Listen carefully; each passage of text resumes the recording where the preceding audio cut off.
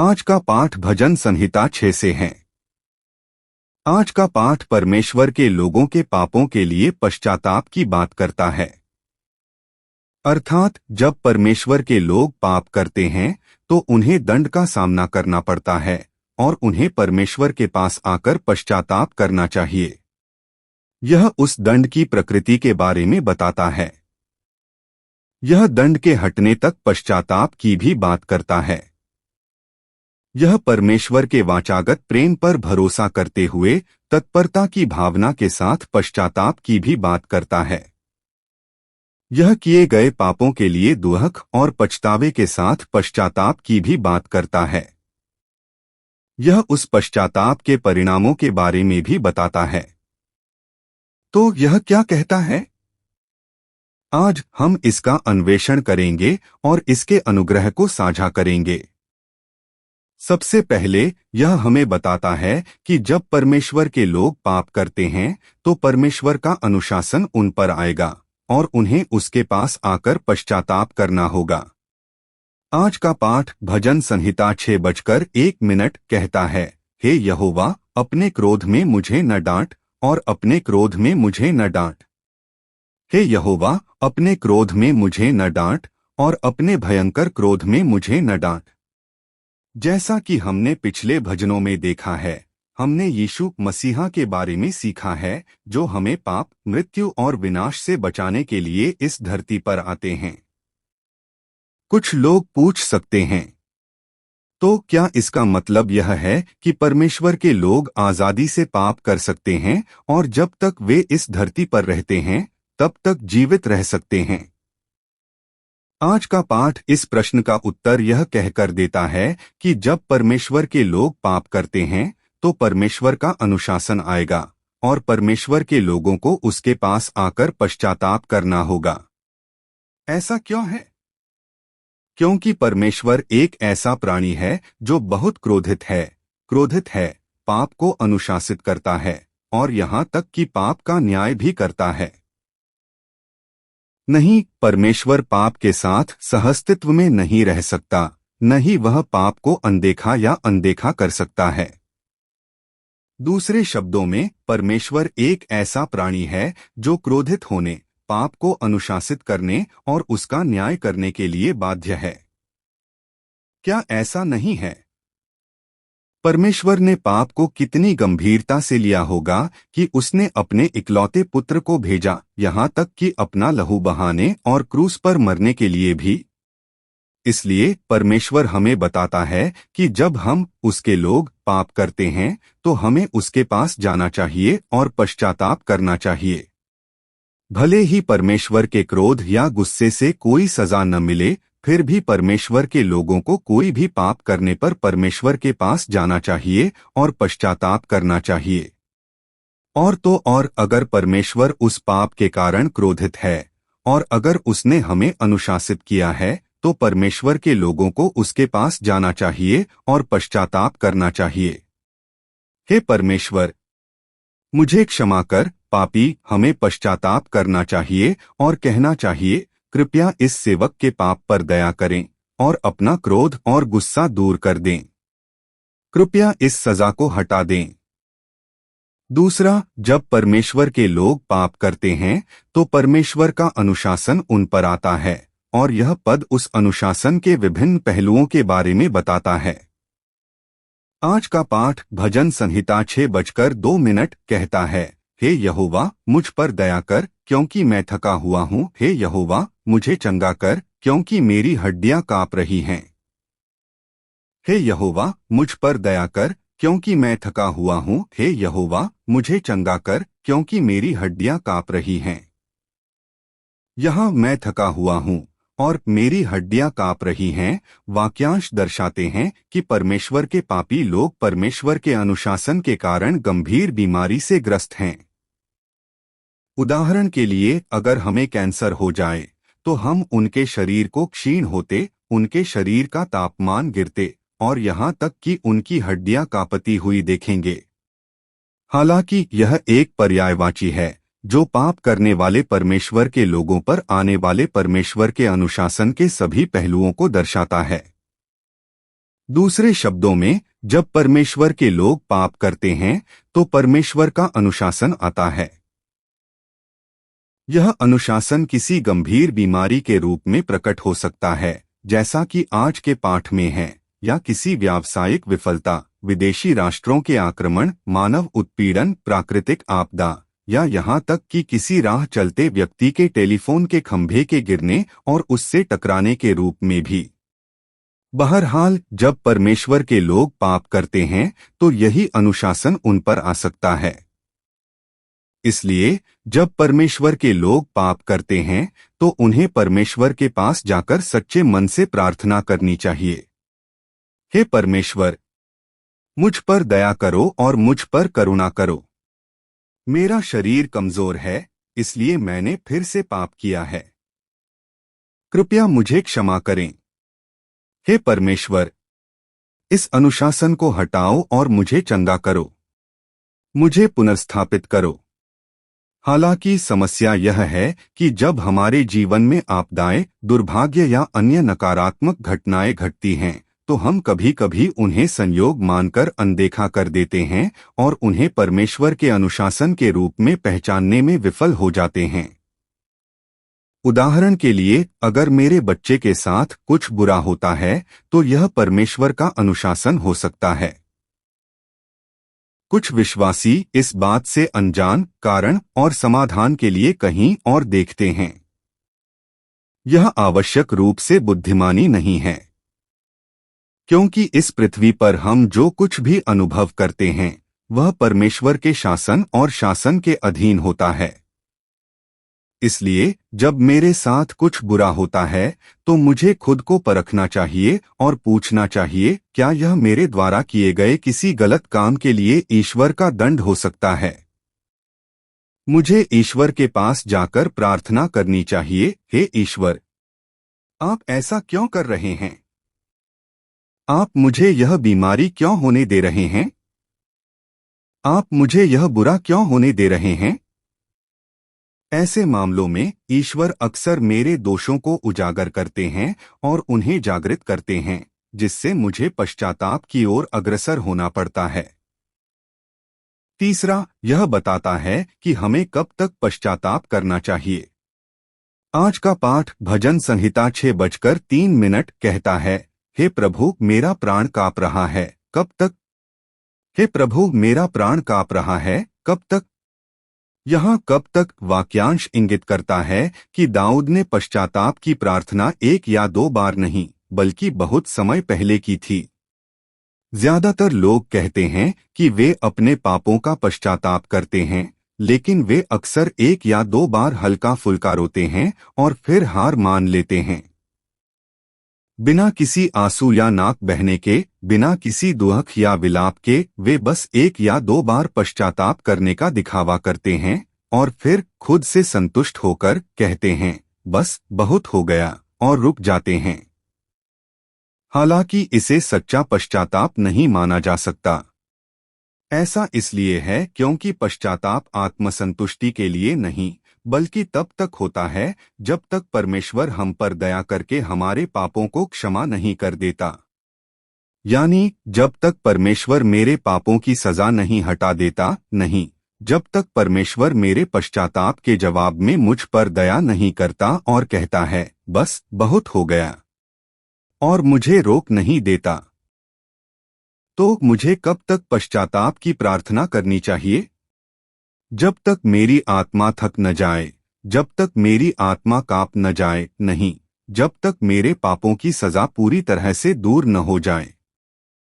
चौथा, यह हमें बताता है कि जब हम पश्चाताप करते हैं तो हमें परमेश्वर के वाचागत प्रेम पर भरोसा रखते हुए प्रार्थना करनी चाहिए। आज का पाठ भजन संहिता 6:04 कहता है, हे प्रभु, लौट आ और मेरे प्राण बचा, अपनी करुणा से मुझे बचा। हे प्रभु, लौट आ और मेरे प्राण बचा, अपनी करुणा से मुझे बचा। यहाँ आपकी करुणा परमेश्वर के प्रेम को संदर्भित करती है, जो अपने लोगों को गहराई से संजोता है और उनकी परवाह करता है। दूसरे शब्दों में, परमेश्वर अपने लोगों, जिन्हें उसने अनंत काल से चुना है, को इतना संजोता और उनकी परवाह करता है कि उसने अपने इकलौते पुत्र को यहाँ तक कि क्रूस पर अपना लहू बहाकर और अपनी जान देकर बलिदान कर दिया। इसलिए जब हम परमेश्वर के लोग पश्चाताप करते हैं तो हमें परमेश्वर के वाचागत प्रेम पर भरोसा रखते हुए प्रार्थना करनी चाहिए। इसका क्या अर्थ है? बहुत से लोग परमेश्वर के पास आते हैं और कहते हैं कि वे पश्चाताप करते हैं, लेकिन वे ऐसा अपनी धार्मिकता, योग्यता या अच्छे कर्मों पर जोर देते हुए करते हैं।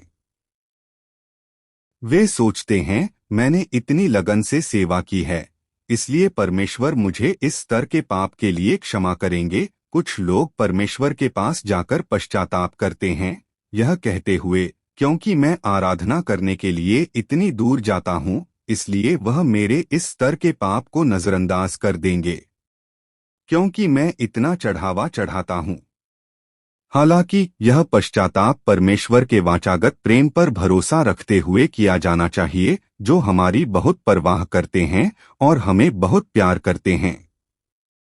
हमें इस सोच के साथ पश्चाताप करना चाहिए, मैंने कुछ भी सही नहीं किया है, मेरे पास घमंड करने के लिए कुछ नहीं है, और मैं एक पापी हूँ जो परमेश्वर के सामने इतना अयोग्य और अपर्याप्त है।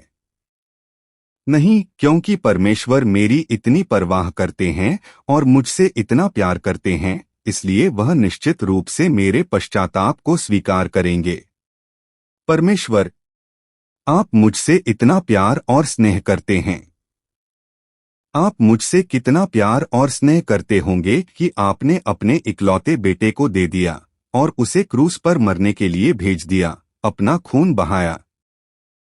इसलिए कृपया मुझ पर, अपने सेवक पर दया करें और मेरे पापों को क्षमा करें।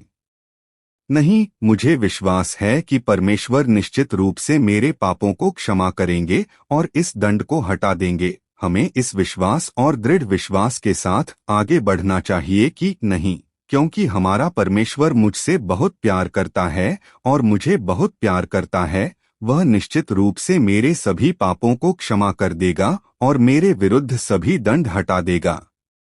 नहीं, इसलिए परमेश्वर को मेरे सभी पापों को अवश्य क्षमा करना चाहिए और इन दंडों को हटा देना चाहिए। पांचवा, पश्चाताप करते समय हमें तत्परता और गंभीरता के साथ आगे बढ़ना चाहिए, यह जानते हुए कि यदि परमेश्वर हमारे पापों को क्षमा करने से इनकार करता है तो हमें नरक में अनंत अग्नि की झील में डाल दिया जा सकता है, या शायद हम कभी उसकी स्तुति ही न कर पाए।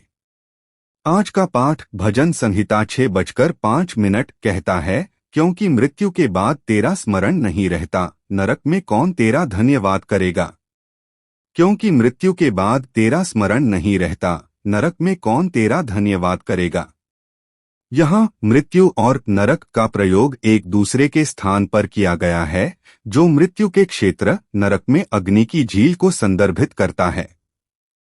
दूसरे शब्दों में, पश्चाताप करने वालों को तत्परता और गंभीरता के साथ आगे बढ़ना चाहिए, यह जानते हुए कि यदि परमेश्वर उनके पापों को क्षमा करने से इनकार करता है तो उन्हें नरक में अनंत अग्नि की झील में डाल दिया जा सकता है।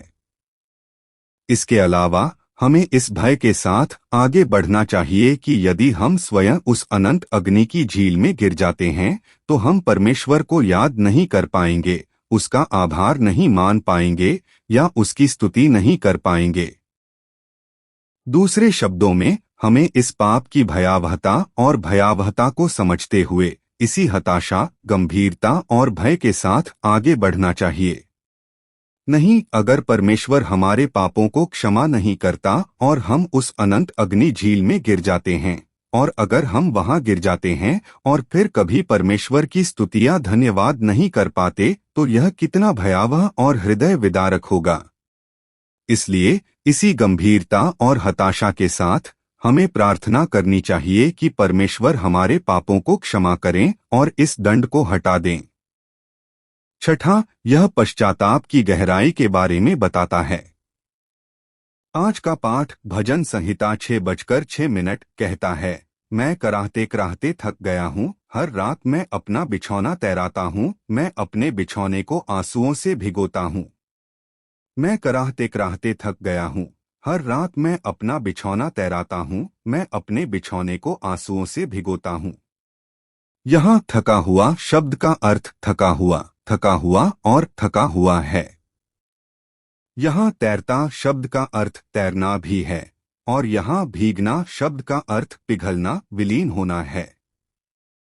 दूसरे शब्दों में, जब परमेश्वर के लोग किसी पाप का पश्चाताप करते हैं, तो उन्हें उस हद तक पश्चाताप करना चाहिए जहां उनके शरीर कराहने और विलाप करने से थक जाए और क्षीण हो जाए। नहीं, रात दर रात पश्चाताप के उन आंसुओं के साथ आपको उस हद तक पश्चाताप करना चाहिए जहां आप जिस बिस्तर पर लेटे हैं वह तैरने लगे, नहीं उस हद तक जहां आप उनमें तैरने लगें, और जिस कंबल से आप खुद को ओढ़े हैं वह पिघलकर बह जाए।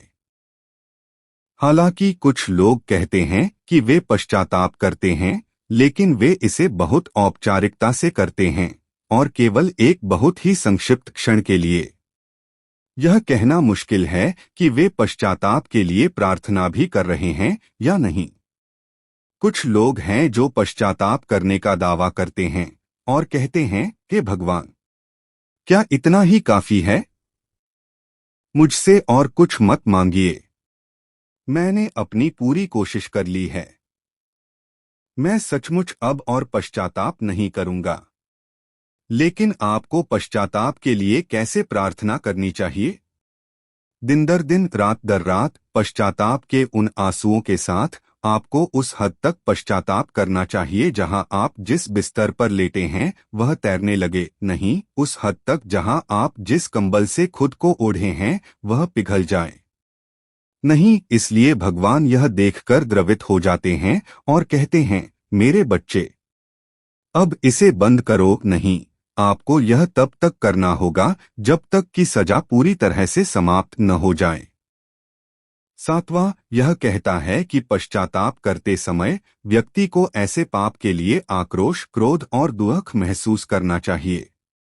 आज का पाठ भजन संहिता 6:07 कहता है, मेरी आंखें शोक से धुंधली हो गई हैं, मेरे सब शत्रुओं के कारण वे अंधेरी हो गई हैं। मेरी आंखें शोक से धुंधली हो गई हैं, मेरे सब शत्रुओं के कारण वे अंधेरी हो गई हैं। यहाँ आंख शब्द हृदय की स्थिति का प्रतीक है। यहाँ चिंता शब्द का अर्थ है झुंझलाहट, क्रोध, आक्रोश और दुरहक। यह पापी द्वारा ऐसा पाप करने पर महसूस किए जाने वाले आक्रोश, क्रोध, क्षोभ और दुहक को दर्शाता है। यहाँ शत्रु शब्द उस पाप को संदर्भित करता है जो पश्चाताप करने वाले को पीड़ा देता है, चोट पहुंचाता है और दुहक पहुंचाता है। यहाँ अंधेरा था शब्द का अर्थ है चलना, आगे बढ़ना या आगे बढ़ना, जो शत्रु के विरुद्ध आगे बढ़ने का संकेत देता है। अर्थात जिसने भी पाप किया है और पश्चाताप करने के लिए परमेश्वर के पास जाता है, उसे इस बात से दुखी, परेशान, क्रोधित और क्रोधित होना चाहिए कि उसने वह पाप किया है। नहीं, केवल इतना ही नहीं, बल्कि उन्हें उस पाप को अपना शत्रु मानना चाहिए और उसे फिर कभी न करने का प्रयास करना चाहिए। उन्हें इस बात से दुखी, परेशान, क्रोधित और क्रोधित होना चाहिए कि उन्होंने ऐसा पाप किया है और कहना चाहिए, मैंने इतना भयानक पाप कैसे कर दिया। मैं फिर से उस शत्रु से हार गया। नहीं, उन्हें उस पाप के विरुद्ध लड़ना चाहिए, यहाँ तक कि खून बहाने तक, ताकि यह सुनिश्चित हो सके कि वे फिर कभी वही पाप न करें। अंत में आज का पाठ पश्चाताप के परिणामों के बारे में बताता है। सबसे पहले यह हमें बताता है कि अगर हम सच्चा पश्चाताप करें और परमेश्वर के पास जाएं, तो हमारे सभी पाप दूर हो जाएंगे। आज का पाठ भजन संहिता 6:8-10 कहता है, हे सब कुकर्म करने वालों, मेरे पास से दूर हो जाओ, क्योंकि यहोवा ने मेरा रोना सुन लिया है, यहोवा ने मेरी विनती सुन ली है, यहोवा मेरी प्रार्थना स्वीकार करेगा। मेरे सब शत्रु लज्जित होंगे और बहुत ही निराश होंगे, वे अचानक लज्जित होकर पीछे हट जाएंगे। हे सब कुकर्म करने वालों, मेरे पास से दूर हो जाओ। यहाँ दुर्भावनापूर्ण कर्म करने वालों पिछले पद में वर्णित चिंता और विरोध का अनुभव कर रहे हैं। दूसरे शब्दों में यह उन पापों को संदर्भित करता है जो दाऊद को परेशान करने और उसे पराजित करने के लिए दौड़े, अर्थात जिन्होंने दाऊद को क्रोध और शत्रुता के लिए उकसाया। दूसरे शब्दों में यहाँ थे कुकर्म करने वालों वाक्यांश को इन पापपूर्ण कृत्यों के मानवीकरण के रूप में देखा जा सकता है। इसलिए यह अंश हमें बताता है कि जब हम परमेश्वर के पास जाते हैं और पश्चाताप करते हैं तो वे सभी पाप जो हमें पीड़ा देते हैं, जो हमारी आत्माओं को बांधते और दबाते हैं, जो हमारे विश्वास में बाधा डालते और उसे नष्ट करते हैं, दूर हो जाएंगे। दूसरे शब्दों में यदि हम निरंतर पश्चाताप करते हैं तो ये पाप हमसे चिपके नहीं रहेंगे और धीरे धीरे दूर हो जाएंगे। परिणामस्वरूप हम अंततः उन लोगों में परिवर्तित हो जाएंगे जो परमेश्वर के वचन का पालन करते हैं, जो इस संसार की चीजों से ज्यादा परमेश्वर से प्रेम करते हैं और जो परमेश्वर के कार्य को अपने कार्य से ऊपर रखते हैं। दूसरा यह कहता है कि अगर हम सच्चा पश्चाताप करें और परमेश्वर के पास जाएं, तो वह न केवल हमारे सभी पापों को क्षमा कर देगा बल्कि उसके साथ हमारे टूटे हुए रिश्ते को भी बहाल कर देगा। प्रभु ने मेरी पुकार सुनी है, प्रभु ने मेरी प्रार्थना सुनी है, प्रभु मेरी प्रार्थना स्वीकार करेगा। यहाँ पुकारना और प्रार्थना शब्द हमारे पापों के लिए पश्चाताप की प्रार्थना को दर्शाते हैं। इसके अलावा यहाँ सुना और सुना शब्द हमारे पापों के लिए पश्चाताप की हमारी प्रार्थना सुनकर परमेश्वर द्वारा की गई क्षमा को दर्शाते हैं। हालांकि यह वाक्य भविष्य सूचक पूर्ण काल में है, जो भविष्य के आश्वासन और निश्चितता को व्यक्त करता है, जिसका अर्थ है कि यह भविष्य में निश्चित रूप से होगा। दूसरे शब्दों में अगर हम सच्चा पश्चाताप करें और परमेश्वर के पास जाएं, तो परमेश्वर निश्चित रूप से हमारे सभी पापों को क्षमा कर देगा। और आगे क्या होगा? प्रभु मेरी प्रार्थना स्वीकार करेगा। यह श्लोक परमेश्वर के साथ हमारे रिश्ते की बहाली की बात करता है, जिसे पश्चाताप का परिणाम माना जा सकता है, या यूं कहें कि उन लोगों का स्वाभाविक परिणाम जिन्हें परमेश्वर से क्षमा मिल गई है। दूसरे शब्दों में यह एक पर्यायवाची है जो उन लोगों की संपूर्ण स्थिति और परिस्थितियों का प्रतिनिधित्व करता है जिनका परमेश्वर के साथ संबंध पश्चाताप के माध्यम से पुनर्स्थापित हो गया है। दूसरे शब्दों में यदि हम पश्चाताप करते हैं तो पाप के कारण टूटा हुआ परमेश्वर के साथ हमारा संबंध पुनर्स्थापित हो जाएगा। परमेश्वर हमारे साथ रहेगा, हमारी रक्षा करेगा और हमारी प्रार्थनाएं सुनकर उनका उत्तर देगा। दूसरे शब्दों में पाप के कारण टूटा हुआ परमेश्वर के साथ संबंध अपनी पूर्ण अवस्था में पुनर्स्थापित हो जाएगा। अंततः यदि हम परमेश्वर से सच्चा पश्चाताप करते हैं तो हमारे सभी शत्रु और शैतान की सभी शक्तियां जो हमें गिराने की कोशिश कर रही हैं, लज्जित हो जाएंगी और अचानक पीछे हट जाएंगी। मेरे सभी शत्रु लज्जित और पूरी तरह से निराश हो जाएंगे, वे अचानक लज्जित होकर पीछे हट जाएंगे। यह सही है। हम पाप और अपराध इसलिए करते हैं क्योंकि शैतान गुप्त रूप से हमारे पास आता है, हमें प्रलोभित और भ्रमित करता है।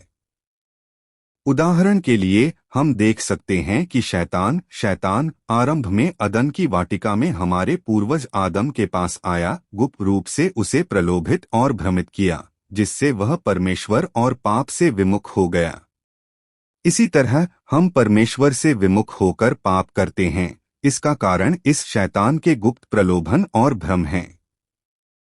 हमें पाप करने के लिए प्रेरित करके शैतान परमेश्वर के साथ हमारे रिश्ते को नष्ट कर देता है, हमारे विश्वास को कमजोर करता है और हमारी आत्माओं को पीड़ा देता है, दबाता है और जकड़ लेता है। दूसरे शब्दों में वह बेलगाम होकर हमारी आत्माओं को अपना गुलाम बनाने की कोशिश कर रहा है।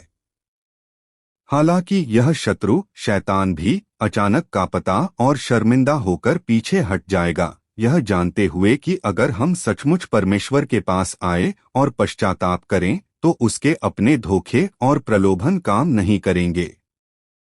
हर रात मैं अपने बिस्तर को आंसू से भिगो देता हूं। हे परमेश्वर, धन्यवाद, धन्यवाद। मैं आपसे प्रेम करता हूं। हम स्वीकार करते हैं कि अपने शरीर की कमजोरी के कारण हम इस धरती पर रहते हुए अक्सर अनजाने में पाप कर बैठते हैं। कृपया हमें पाप के प्रति हमेशा सतर्क और संवेदनशील रहने की कृपा प्रदान करें, और जब हम पाप करें तो परमेश्वर के पास आए और आंसुओं के साथ पश्चाताप करें। हमें आशीर्वाद दें ताकि इसके जरिए हम परमेश्वर के साथ अपने रिश्ते को फिर से स्थापित कर सकें, जो पाप के कारण टूट गया था, और विजयी हो सकें। मैं यीशु के नाम में आशीर्वाद और प्रार्थना करता हूं। आमीन। यदि आप अधिक जानना चाहते हैं तो कृपया सदस्यता लें।